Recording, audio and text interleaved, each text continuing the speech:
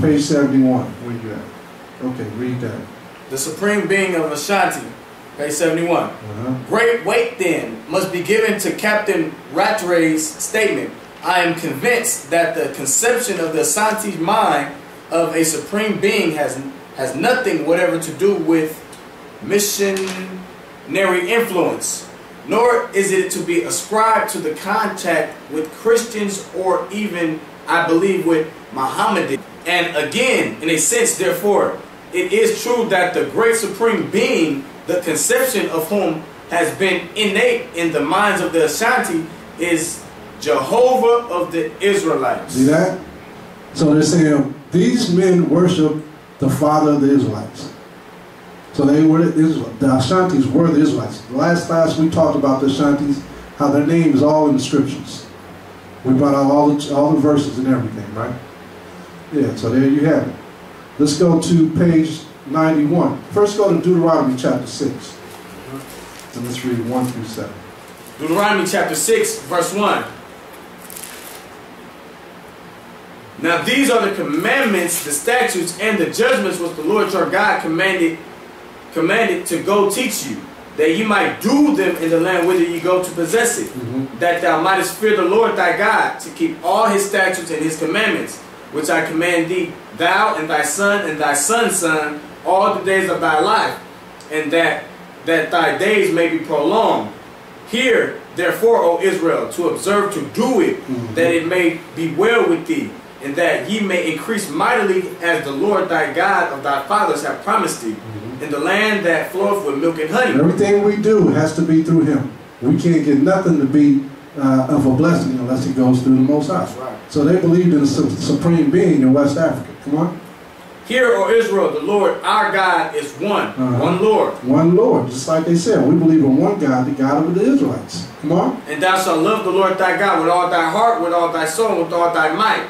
And these words which I command thee this day shall be in thine heart. Right. And thou shalt teach them diligently unto thy children, and thou shalt talk of them when thou sittest in the house, and when thou walkest by the way, and when thou liest down, and when thou risest up. This is why they rejected Christianity. They remembered the commandments of the Father. They rejected them because they taught their children the right way. Are we teaching our children the right way today? They'll fight you. The women will fight you. Wearing a tight skirt and their hair all the way down in blonde color. They'll fight you over the scriptures, saying they know more than you. Don't know nothing. You know, that actions speak louder than words. All right? So we have to understand that this is some serious information and some serious, I mean, you can see when Christ returns, Yahushua, when he comes back, you can see how the slaughter is going to be massive. Yeah. Because people's minds are in the sink. They're not thinking anymore. They don't. Not according to knowledge. Let's go to page 91. All they want to do is listen to Pastor Pork Chop. That's right. Page 91 and yeah, read right there. Page 91. With the proclamation of the Decalogue of on Mount Sinai was laid the foundation of the Torah. The Deuteronomic was the fuller expression and detailed application of the law, which became the great guiding principle of every God-fearing Hebrew. And it was the spirit of conformity to the Torah that meant real success and attainment for the true Israelite, since it assured the participation of national promises of Yahweh. It was this respect for the law too, after to close of the Babylonian captivity developed into the almost fetish reverence, so much so that every letter was stressed and strained until the real spirit of the law itself was obscured in the school of the Pharisees. All right, so what I had the brother bring this out for is because the Ashantis kept a strict law in their land. They followed the, I won't say Mosaic law, I'll say the law of the Most High in Deuteronomy.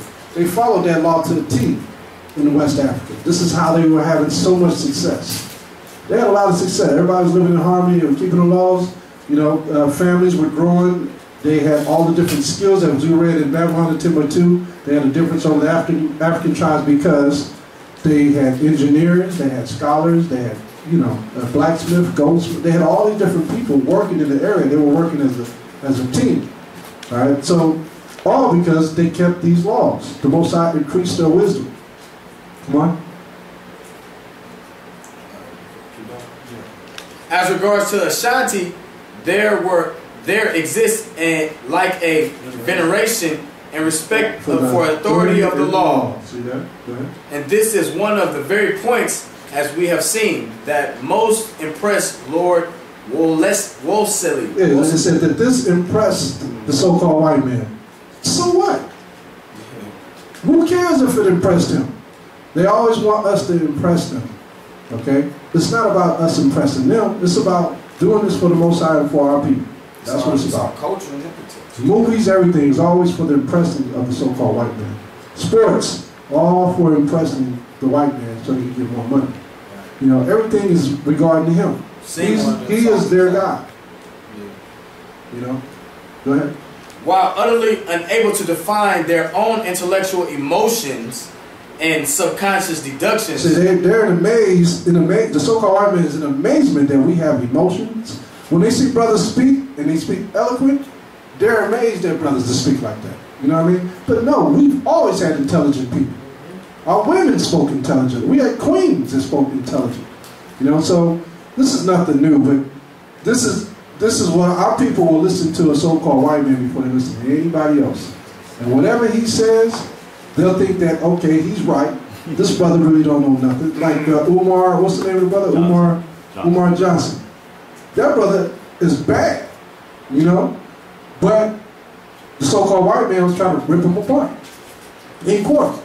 You know what I mean? Trying to rip him apart. Why? To make him look bad in front of everybody. It started from our people, though. It started from our people. Well, we don't know who set them up to do it. Where your degrees at on that? Exactly. You know, Exactly. Stop right there, and let's go to page 91. Let's go to page 68 because I want to touch on this real quick because they knew who they were. All right. Just read the highlight part. Page 68, finding many points of similarity between the Jehovah Or Yahweh of the Jews of Nayakuma. That's what they call them in West Africa. Yahweh, they call them this because it's a decrepit language of Hebrew in West Africa. All the names, everything changed when we was in West Africa. We started putting in a lot. If you read up on the study of their language, when they put an N before a Y, it meant that you were speaking of something that was now. All right, an N represented now. Okay, so if I wanted to talk about that camera, which is something that's tangible, I would put an N in front of it. If I was talking about you to somebody, I would put an N in front of it to make it masculine and something that's physical. So they put an N in front of the Most High's name, okay, to make it something physical and tangible. Okay, so when you do the study of the Ashantis, it's a decrepit language of Hebrew. All right, go ahead. The missionaries have made use of the latter name to express the word God in their sermons and discourses, thus reversing the process which the natives had themselves performed some 2 or 3 centuries earlier. So they performed all these things about their power 2 to 3 centuries before. So the missionaries didn't have nothing. They didn't have no impact on the Ashantis. Nothing. Because that's what you hear when they talk about the pyramids down, even in South America. They're like, well, the so-called white man must have went down there and lived down there and helped them build the pyramids. You know, they say stupid stuff like that all the time. You know, you got to watch that. Okay, let's go to Destruction of the Black Civilization.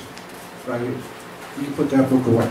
Now, what I was telling you about earlier, that so-called white man never even went into the interior of the blacks or Africa land, we're about to read about it. Let's go to page 173. Page 173 and read the first 2 Roman numerals. Page 173, the African Constitution. In welfare, the object is not to kill the enemy, but to overcome him with fear. Listen to how generous our people were. We didn't just kill people. It consumed me. Justice will come soon enough. Tell that to the dead. Okay? The scriptures tell you that the thief has come to what? To kill, steal, and to destroy. Our people didn't kill, steal, or destroy. We fix things. It's just like you go to the doctor today. You got a cavity. What do? They cut it out. You got cancer in your body. What do? They cut it out. You got gangrene on your leg. What do? They cut the leg off. They don't fix it. They just cut it off. Our people was all about fixing things. Right? Herbs and things like that. We would heal our people. We didn't kill. Go ahead. Unless it was last thing necessary to do. Okay? Read on. The object is not to kill the enemy, but to overcome him with fear, if possible, such as screaming war cries, loud noise, hideously masked faces, etc. That's where the masked faces come from in Africa. When you see like the old King Kong where they got the mask and stuff. No, it was to bring fear to the enemies. They weren't worshiping these things. It was for fear. And then when they would, to bring fear upon a thief, what would they do? Cut the arms off. That was a form of fear to everybody else that saw them. They wouldn't just kill them. Go ahead. Where killing is unavoidable, it must be kept at a minimum. See that? At a minimum. All means necessary. You know, if you can't solve it any other way, that is the last option. Come on. In case of defeat, there must be some kind of refuse to enable the enemy to retire in honor. And this is the same thing in the law. The priest, the high priest, when you talk to someone who don't know the Bible and you mention the Old Testament, they be like, well, they used to kill their people and stuff like that. No, it was the last option. They gave them every means necessary to get right. Did King David kill Saul? Yeah, King David, did he not? Yeah, he didn't kill Saul, another king. He spared him. You know what I'm saying? He was spared. It was the last option. It's just like Saul. Did he kill Amalek? Y'all know who Amalek was. The Most High told Saul to kill Amalek. He didn't kill Amalek, did he? He didn't kill him. Nope. So, but it was an order. If it comes from the Most High, kill him. Yeah. Even when it comes to when we went into the land after the wilderness, did we kill the Canaanites like we were supposed to? No. We didn't kill them. Nowadays, brothers be shooting each other up like it ain't nothing out there. You look at a brother wrong, he shoots you. But our forefathers, it wasn't so. We didn't just kill people. The Most High had to put that in us to do it. Interesting. Go ahead.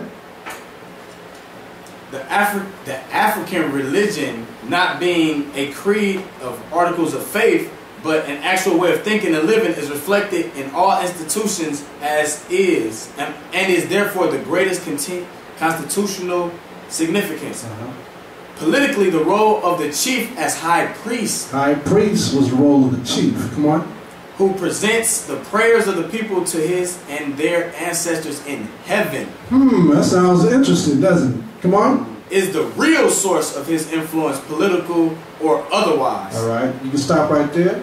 Now let's go to the scriptures. Let's go to Hebrews. Let's see if this has any value in the Bible. Hebrews chapter 9, verse 6. These are our people. What we're reading about right now, all this stuff we bring out, this is about our people in West Africa. How come they don't tell us about this stuff? They ain't never told us about the mask. They make fun of us that we wore masks in Africa. They ain't never told us about how we treated one another. None of this. Read that, Hebrews 9 and 6. Even our high priests worship the Most High. Hebrews 9 and 6. Read that. Hebrews chapter 9, verse 6. Now when these things were thus ordained, the priests went always into the first tabernacle, accomplishing the service of God. But into the second went the high priest alone, every year, not without blood, which he offered for himself and for the errors of the people. Just like we just read in this book here. So the high priest did the exact same thing in West Africa that the high priest in the Bible did. Offering the prayers to the Most High. Once a year. Once a year. Day of Atonement. Yep. Right. Isn't that heavy? Yeah. That's heavy. That's heavy. A complete correlation. Right, now is this evil what we're speaking? this classroom, is it evil what we're saying? No, we're bringing out history of our people. This is what we did. It's in comparison to what they did in the Bible. Exactly. Is there more to read? Did you read verse 7? Yeah, you read that. Okay, so let's go to, did we go to page 1? We read 172, right? All right, let's go to page 215. So like I said, the Caucasians never had a past to dwell in West Africa or South Africa. Right here. Okay, read that. Page 215. And we're jumping around because we're trying to get through things quickly for the sake of time. All right, so I can sit here and filibuster every time we stop after and just go on and on, but I want to get to the point quickly so you brothers and sisters can see what we're talking about and how it relates to the Bible. Okay, go ahead. The Europeans have been hearing about this prosperous land that barred whites from entering since the 15th century. Attempts have been made by various European travelers and traders to get inside this interior country for several centuries. For several centuries, they couldn't get into the interior of West Africa. Since the 15th century. All without success. All without success. Some sought permission to just pass through. So think about it. When we read about the Arab slavery, it was from 608 to what? 1300s.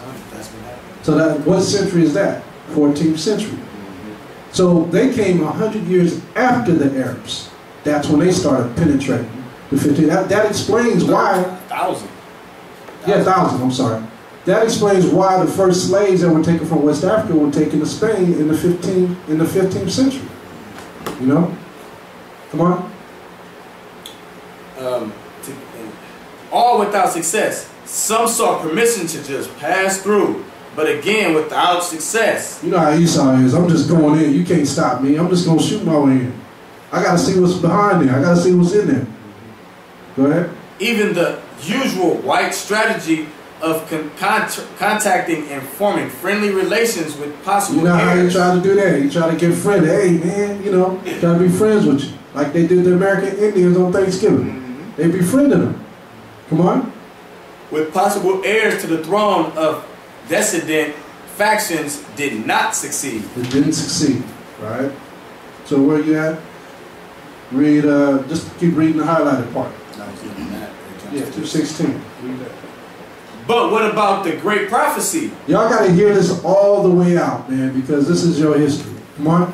But what about the great prophecy? When the first white man appeared in the land of the nation would die.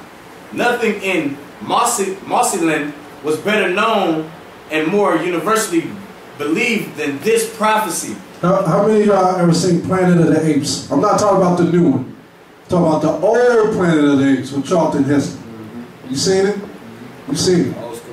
Remember at the very end with the ape-toed Charlton Heston after he saw the Statue of Liberty? What I know of man. What did he say? Long ago, set down by the greatest ape of all, our lawgiver.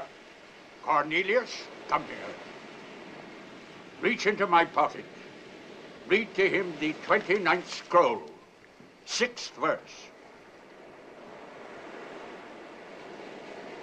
Beware the beast man, for he is the devil's pawn. Alone among God's primates, he kills for sport, or lust, or greed. Yea, he will murder his brother to possess his brother's land.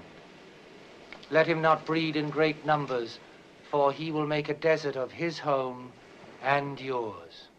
Shun him.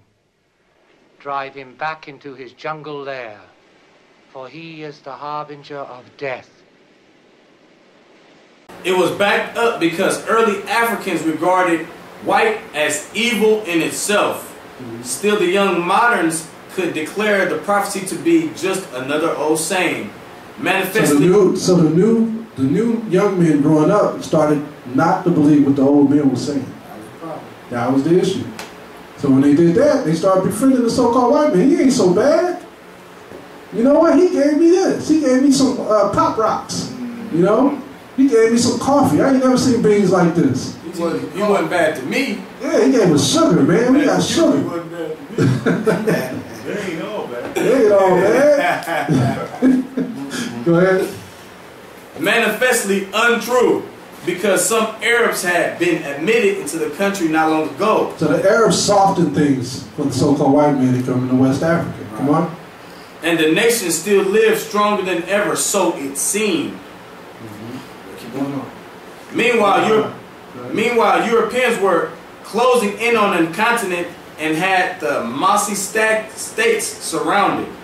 The British, and on the Gold Coast and in Ashanti to the south, the Germans next door to Togoland. So Togoland, when you do your research on Togoland, Togo means Christ, Yahweh. Togo. That's how they pronounce that. That is the Son of God. Togo. So whenever you see Togo or Togoland, that is the land of Christ. Mashiach Yahweh. Go ahead. While the French were pressing down from the south to the Ivory Coast onto the west, all their agents busily gathering as much data as they could about this powerful and overly proud black nation. So they started gathering intel about the so-called Ashantis, who are the Levites. All right, come on. At first, these agents had to operate from the outside.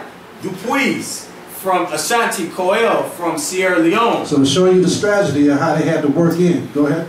And Kraus from Togoland.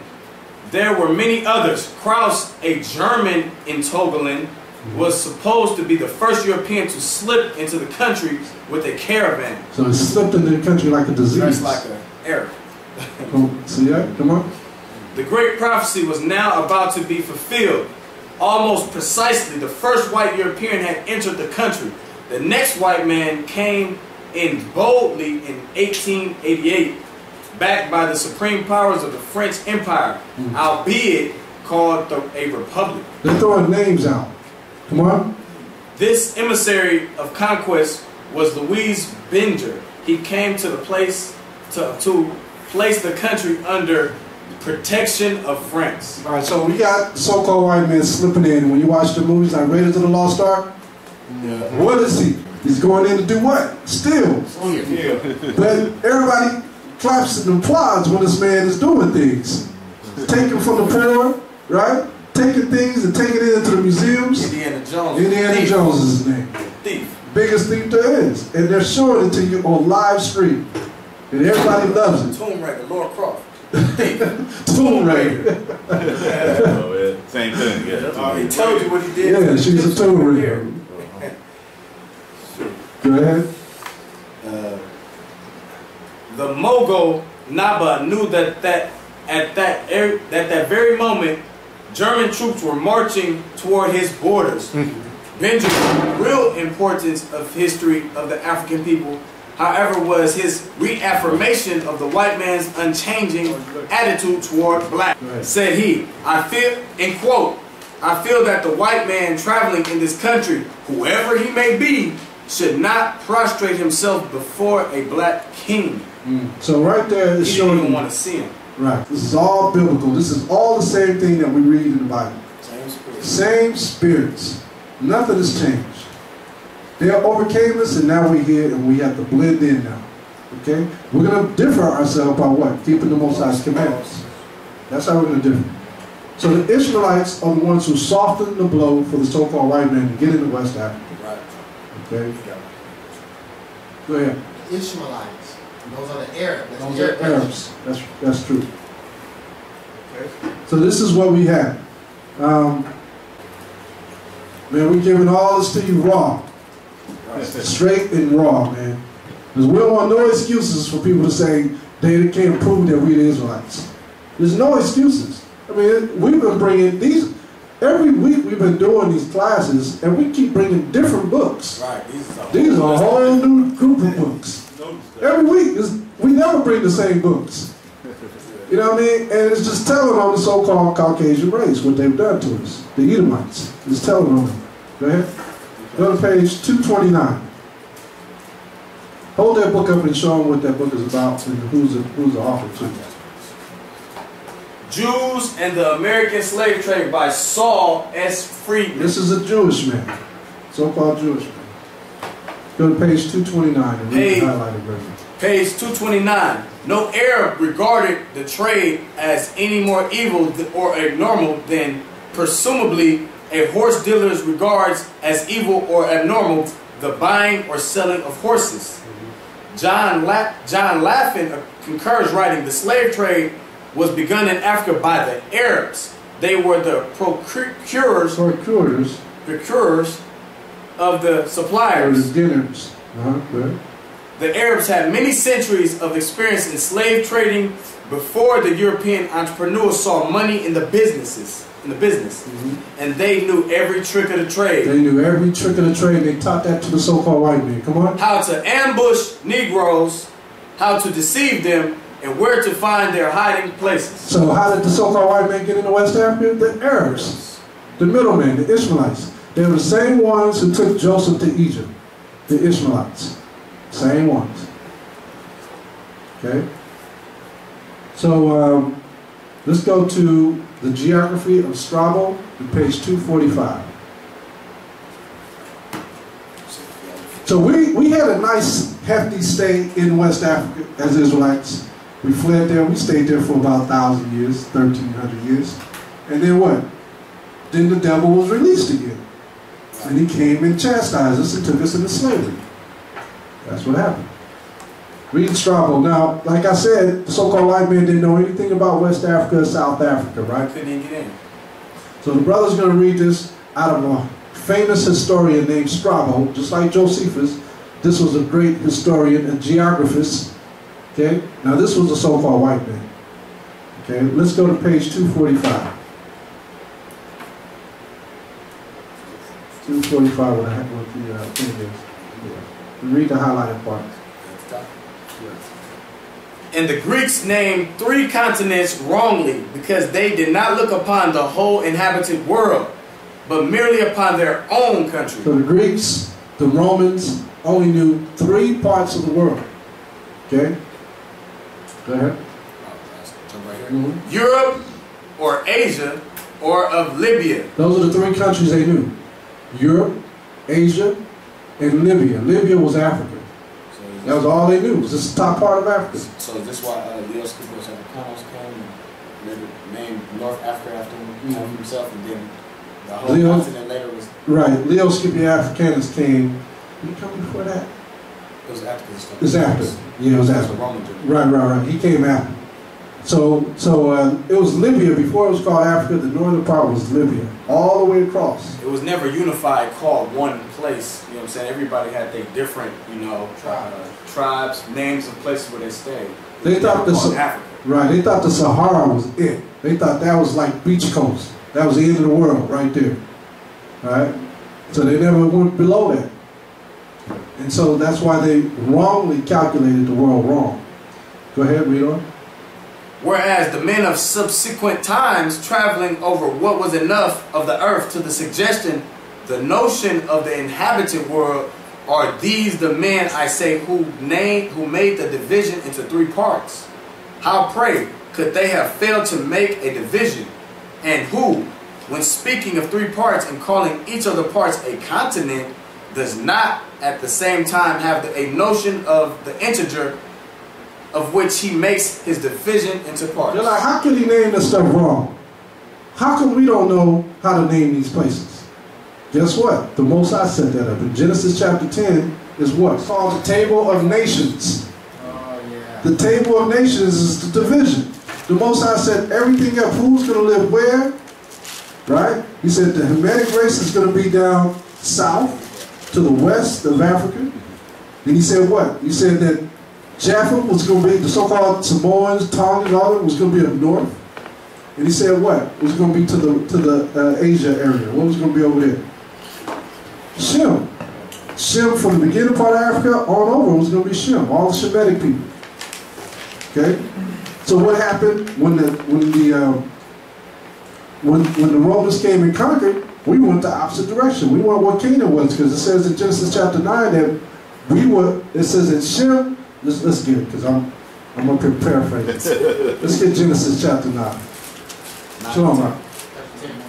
Yeah, chapter 10 and 21. 21. Yeah, let's go to 9 and let's go to chapter 9, verse 25. 26, 25. Genesis chapter 9 verse 25. And he said, cursed be Canaan, a servant of servants shall he be unto his brethren. And he said, blessed be the Lord God of Shem, and Canaan shall be his servant. God shall enlarge Japheth, and he shall dwell in the tents of Shem, and Canaan shall be his servant. Keep going. And Noah lived after the flood 350 years. Okay, so this is going into Shem and Canaan, right? So Canaan did dwell amongst all these Shemitic nations as what? Slaves. Okay. Who is Canaan? North Africans, right? Okay. So when we read on, when you look at West Africa, did we not flee amongst the Canaanites? All of that was Canaan. West Africa, North Africa. That was all Canaanites. Okay? We dwelt with the Canaanites when we was where? In Israel. We dwelt there with them. Where did they go when we kicked them out? Did they stay or did they flee too? A lot of them left too. Revelation 2 and 9. Revelation chapter 2 verse 9. I know thy works and tribulation and poverty, but thou art rich. I know the blasphemy of them that would say they are Jews and are not, but are the synagogue of Satan. So he's telling you right here in the prophecy that these people call themselves Jews are not the real Jews. They are the synagogue of Satan. And 3 and 9 says the same thing. Now I want you to go to the invention of the Jewish people. The top right there. Oh yeah. Go to page 226. Second paragraph.